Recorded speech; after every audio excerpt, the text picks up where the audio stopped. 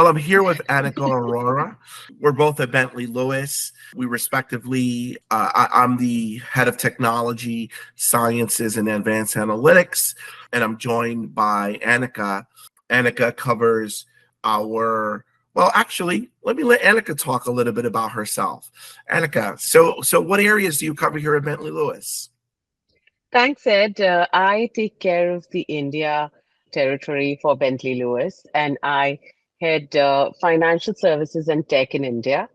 And thank you so much for this talent talk. Happy to join you for the conversation. Excellent, excellent. I hope you had a great weekend. We actually happen to, be filming this, on the start of the week.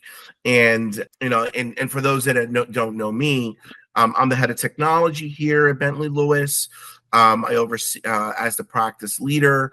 My time at Bentley Lewis has been absolutely wonderful. Having the opportunity to meet people like Anika.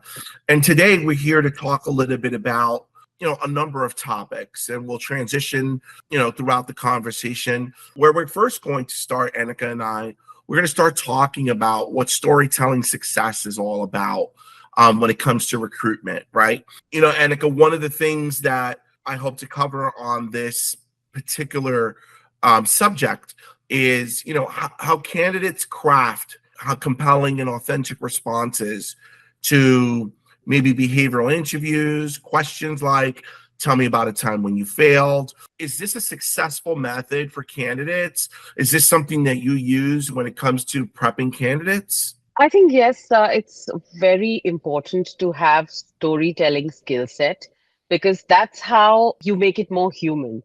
Otherwise, we are just robots talking.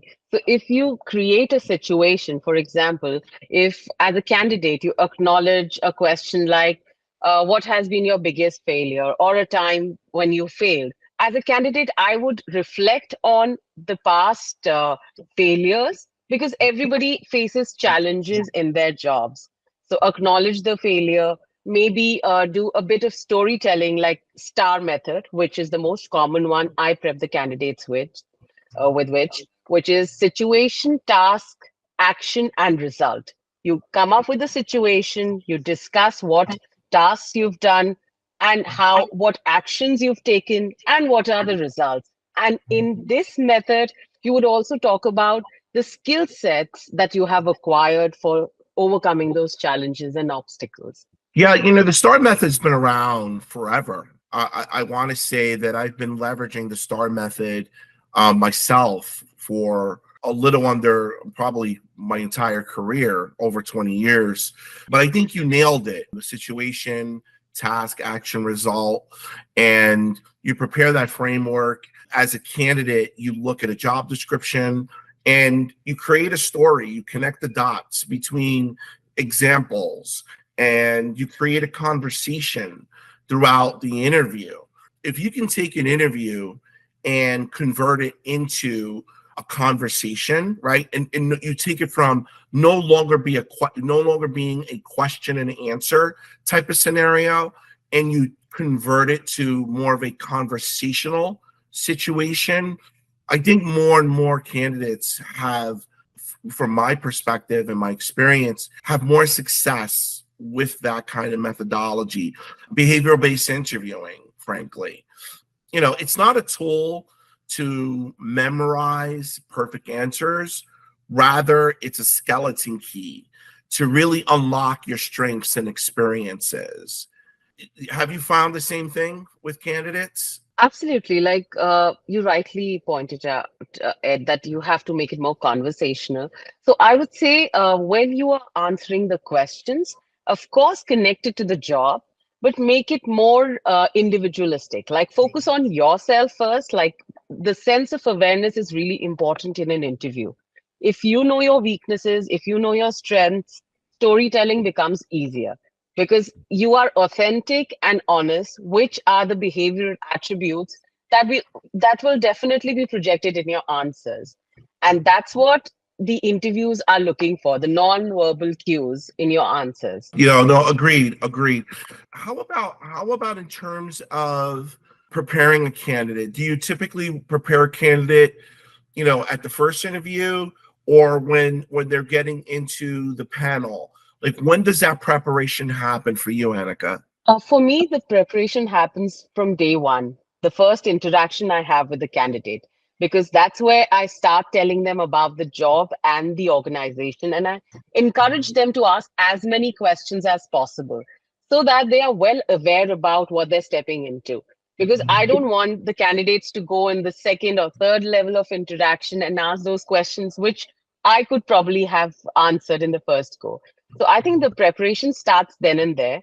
I would encourage the candidates to go through the deck that I would send to them. If not, I would ask them to do their own research, research about the company, research about the job, which really helps you not in just knowing more about the job at hand, but later on for different processes in this recruiting framework, which is like salary negotiations. Because if you don't know about the company, their financials, how the company is performing, how the growth has been, so it's really difficult for you to align your career goals with the organization. Yeah, no, agreed, agreed. And as I do something very similar as well. I think when you first start speaking to a candidate as a recruiter, as a talent advisor, it's important for us to start prepping candidates immediately. What I have found to be successful is, I build a winning value proposition. And by building a compelling story, I take the components that I pull out from partnering with HR, partnering with hiring managers. I gain an understanding of the business, the culture, understanding what the key selection criteria is, right? I become an expert in every facet of the client's business. And it's important because this becomes how we prepare our candidates for discussions, right? What makes the client unique? Telling the compelling story, one candidate at a time.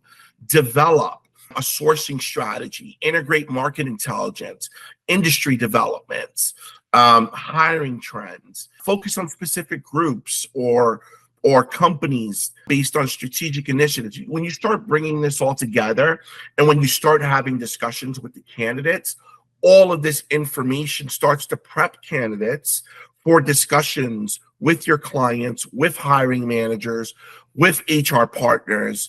And I think the other piece to this is candidates have to take it some time upon themselves to take what we've given them, and given that we give them all this information, right? And we give them the framework around behavioral based interviewing. They take that information and then they have to do a little bit of their own research. It's really critical for them to sort of marry those two worlds together. I think if candidates do this more and more successfully, then it leads to more placements and it leads to more candidates understanding, not only the opportunity, but a little bit about the culture, and they start to really be prepared for the entire process. And if you do it right from the beginning all the way through, it tends to really resonate well throughout the entire process. I mean, I completely agree with you, Ed. Like, it's very critical for us to act as talent advisors in this process with the candidates. But at the end of the day, it's the candidate who will be working on that research bit, whether they want to know more about the culture, they want to know more about the financials, or they want to know about the organization perspective, leadership. Like, some candidates might not be able to work with a certain style of leadership. So it's essential for them to do their own backgrounds research about what they really want to achieve with this next job in transition.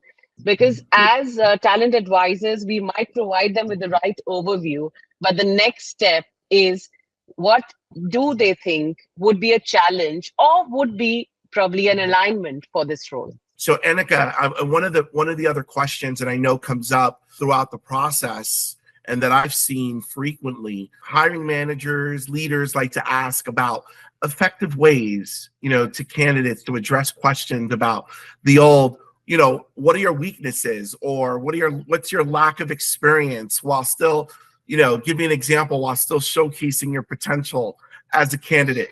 How would you coach a candidate to answer this? First thing that I would ask a candidate is to be candid, but not be so casual that you start answering the question by saying that, I'm not so good at time management. I cannot juggle with tasks, because that's like definitely you're going in the wrong direction with the interviewer.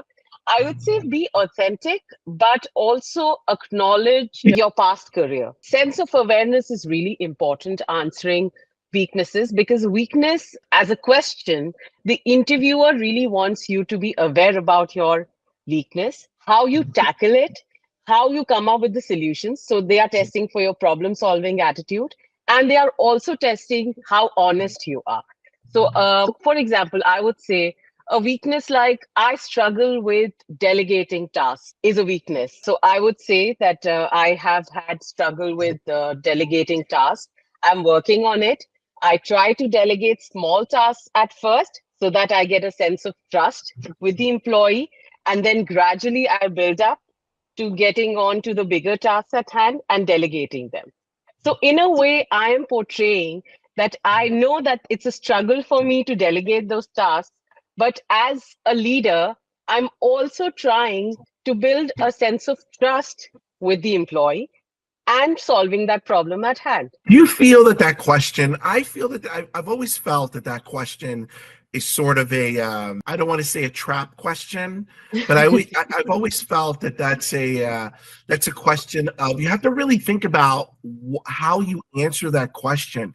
That can really that one weakness question can be pretty detrimental. Have you had candidates fall out of process or hiring managers or feedback that has revealed that they didn't answer that question, the candidate didn't answer that question well enough? Absolutely. I've had instances where the candidates didn't even ask me to prep them up for the questions.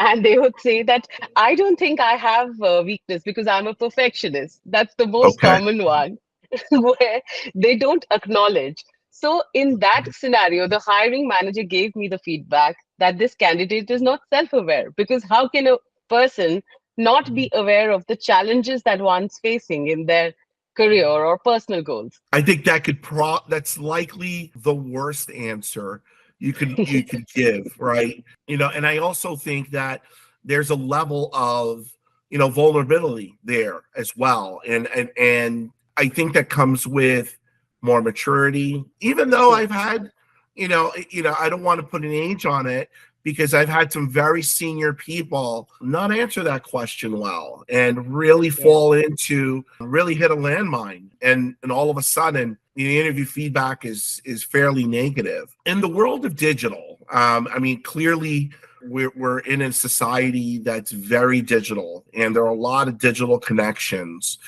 I know that in my work, we do a lot of virtual interviews. How do you think, how can job seekers, from your perspective, create a rapport and leave a lasting impression on their interviewers despite the distance, despite not being in front during a live conversation? How do we navigate and bridge those conversations in this virtual world? I definitely agree with you that it's a challenge when it comes to creating that rapport when it's digital, because here you are not there in front of the person, and you have to be mindful of the time that the interview has invited you. So I'll go with the basic checklist first. First, of course, you should not be the person struggling with tech during the interview slot that the person has assigned you. Be good with the tech. Everything should be proper. Lighting should be proper in terms of the space. It should be clutter free. You should be dressed well as you would for an in-person meeting. It should be professional. When you talk about the behavioral aspects, how to create rapport with the person, take it as an in-person interview as well. Smile during the interview. Nobody wants a person who's already a downer, even if it's on screen. So definitely smile during the interaction. Try to create a rapport by answering questions which are concise, not long, winding questions, because it's a virtual conversation. So people expect that you are well prepared for it. Another thing that I would definitely focus on is being as professional as possible. Try to make the conversation more engaging. Show enthusiasm that you're excited. Don't start screaming in the conversation, of course. Keep it professional. But the interviewer should be excited to have the second round of conversation with you. That level of engaging conversation that you should have. One of the things that I make sure with candidates is that I just say to them, don't differentiate a virtual interview from a live on-site interview. Matter of fact, there are opportunities for a candidate to really prepare even better, even have a better presentation if they put the time into it, right? You could have notes readily available during a virtual interview. So there may be exist a better advantage for virtual discussion if the candidate takes the time to prepare. And I think one of the things that I've always, and for a very long time, is I've always said to candidates, you play the way you practice. If you've ever played any kind of organized sport, or you've ever done anything like a presentation, if you put in the practice towards the presentation, if you put in the practice towards whatever it may be, sports, a school project, whatever it may be, where you're now presenting to one or others, whether if it's physical play or whether if it's a presentation, the point is that the more you know about that content and the more you prepare, you play the way you practice. So try to get in, read that job description. The virtual piece should disappear after the first 5 minutes, maybe the first 3 minutes of the conversation. It really starts to become as if you're in the room and it sort of disappears. Would you agree? Absolutely. Absolutely, Ed. Very well put across, because I think you're right. If we have that notion of it's a virtual interview, you tend to focus more on it being a virtual interaction rather than being in person. And there might be a little casual attitude there. So you have to treat it as an in-person interaction, as if you're just there in the room with the interviewer. I try to make sure that before that first phone call happens with the hiring manager, that somewhere in the process, I've given some prep notes, I've given some research. I think in this age, frankly, in the digital age, I'm starting to see that question come up less and less. I think it's becoming if it's not already become a social norm. Here's a tricky one. Have you come across scenarios, or maybe candidates that have asked you about discussing salary expectations or negotiating compensation, during the interview process? What's your advice to a candidate? I would say, first of all, we should be comfortable discussing the salary when it comes to the job, because I would just quote the movie Joker here. If you're good at something, you should get paid for it. So definitely, you should take salary negotiation as part of the process. So be as honest as possible. Do your research. You should know what is the salary range for this job. Of course, take it as just a research bit. Don't focus too much on it. When you have a discussion with the team, with the company, when they ask you for that, don't try to push it in that what is the salary, because that might not go well with a couple of organizations. But when they ask you, be prepared with the salary range. Research not just on the salary range, but also on the financials of the organization. If it is a well established company or it's a startup, which might have a different structure for salary, research on what are the components of the salary, because sometimes, like in new age startups, you might not have a base salary, but you might have equity, stock options, LTIP. There are so many other attributes that contribute to the total comp that you're taking home. So do that research. Of course, I would also say take it as a win-win for both. If you are negotiating for the salary, it should be a win for the organization that is hiring you as well. So when you are negotiating for the salary, back it up with your own accomplishments or achievements in the past. For example, if you're into sales, you could talk about the accounts that you have got in your previous role, how it has helped the company, how the company made amazing growth because of your contribution in the organization. So it should be a well prepared question, and it should not be the answer, which is the standard these days. Well, it's according to the industry standards. It should be a well prepped question.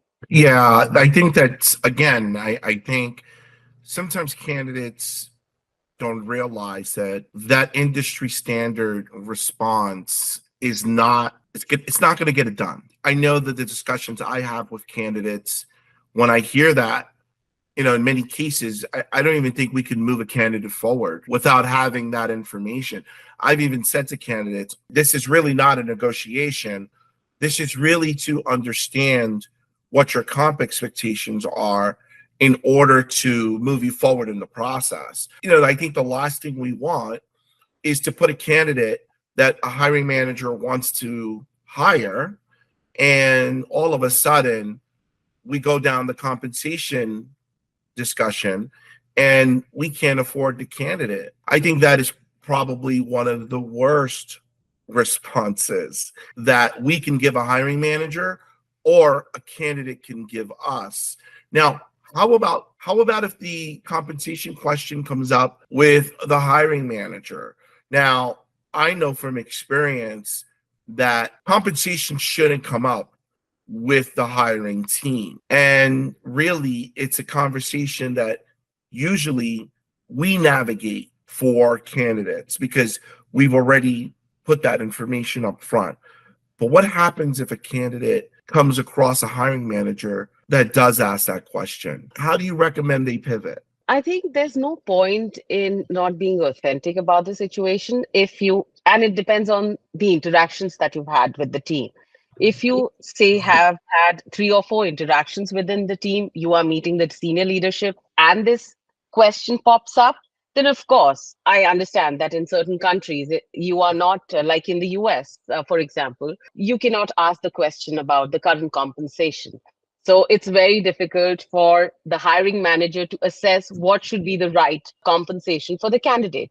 But for example, if you're just right there at the finishing line of the process, the candidate should address this question because, in a way, that's where they have invested their time and efforts in.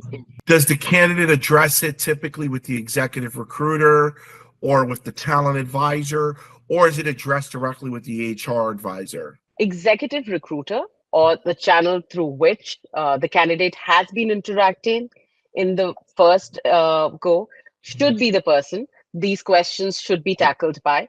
Like, for example, when we work on searches, Ed, we ask these questions. If they're not comfortable answering the current compensation, we ask them what is the range that they're looking at.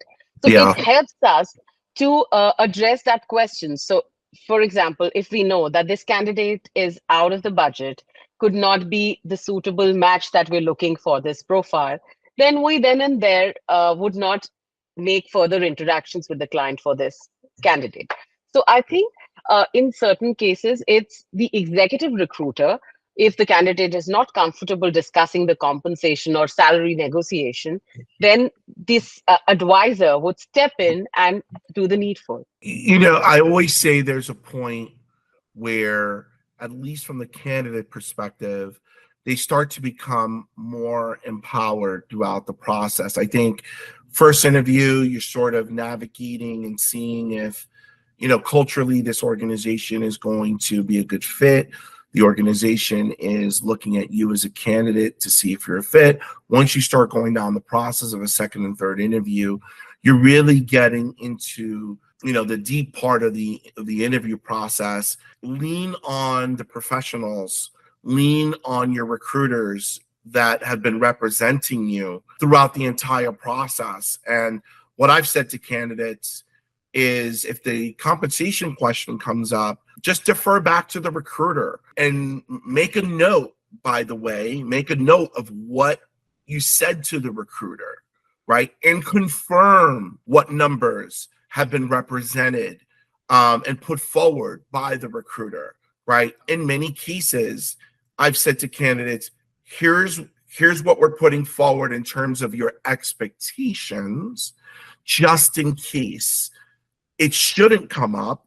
The conversation of compensation typically happens with us. But if it does, here's how we're representing you. And sometimes that works out really well. As candidates go through the process, and this leads me to my next question, there's a point in the process where you're getting to know the company. The table starts to churn.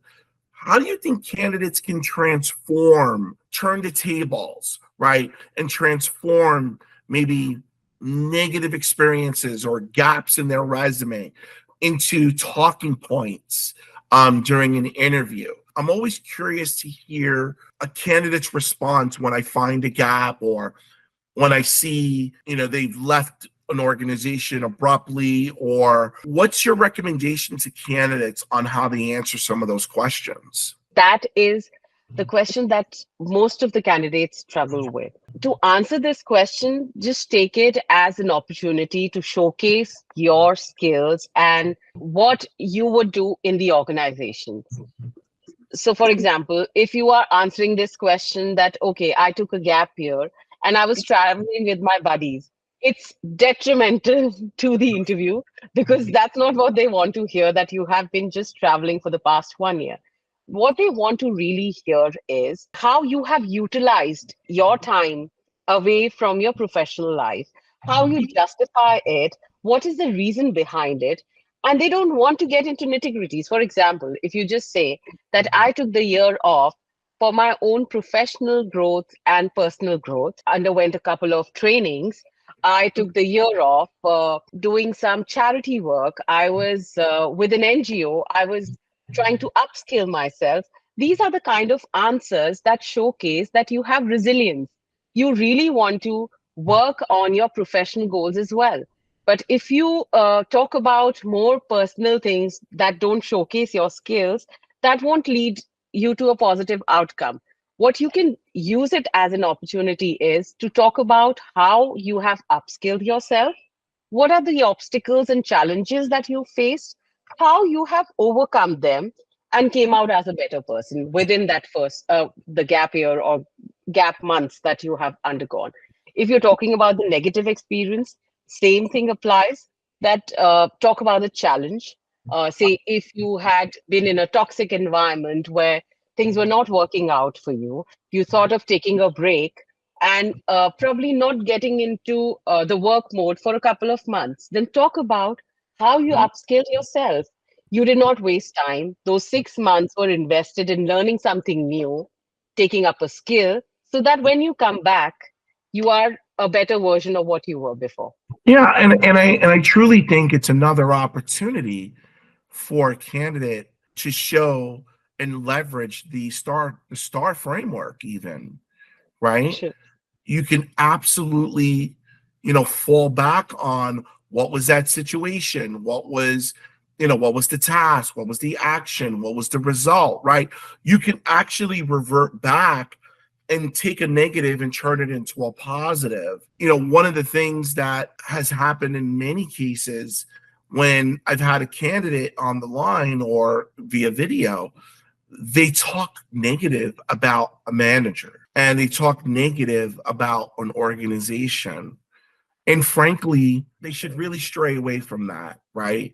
Those kinds of responses are, they're not even yellow flags, they're red flags. It's an unfortunate response when I have a great candidate on the line and all of a sudden they say, yeah, my manager just was not good. And now I've also heard from another perspective is that type of authentic answer is okay. Where do you toe the line, Anika, with, the authentic, negative experience answer? It's sort of a fine line with talking about negative situations, right? Absolutely. I'm completely agree with you, Ed. So I would say, again, the star approach. If we talk too much about the toxic boss, then we are actually not addressing the problem of the toxic environment, which makes a lot of difference. If there was bullying, for example, if there was favoritism Or if there was a micromanager, you know the problems are there. But the most important question is, how did you tackle that situation? If you had a conversation and it did not work out with you, you took some time off to look for another opportunity. Then, other than looking out for that opportunity, what were the things that you did? That makes a difference. Because when you're not addressing that problem, that showcases negative impact on you as a person, and nobody wants a downer in the team. So, if a person is talking too much about the negative experience, that doesn't showcase the problem solving skills that a person might have. I'm not saying that don't be authentic. Definitely, you have to be authentic. But there's a thin line between being authentic and being disrespectful, because in a way, what have you done about the situation really matters. That's great. That's great. Wow. I know I never, on this side, when we start to, digest and really dissect, navigating through tough questions through the interview process, it's great to see that there are some best practices out there, right? I've always said to myself, I've sort of created my own craft and my suggestions and recommendations to candidates. But in speaking with you, Anika, and just, it's incredibly impressed with so many of the responses that you've provided. Absolutely wonderful to see that there are best practices. We should maybe put out a best practice article soon. Absolutely. Around tough interview questions. But again, I really it's just really been a fantastic conversation around interview prep, behavioral-based interviewing, and just expert advice around tough questions that you might get from an HR or a hiring manager or business leader. Thank you, everyone, for joining us. Thank you. I'm Edward Cruz, and this is Anik Arora. Thanks, Ed. Thanks for having me thank here. you. Thank you. Have a great Thanks, day everyone. and a great week. And thank you for joining us here at Bentley Lewis. And this is our expert advice on navigating through some really tough interview questions. Thank you all. Have a great day.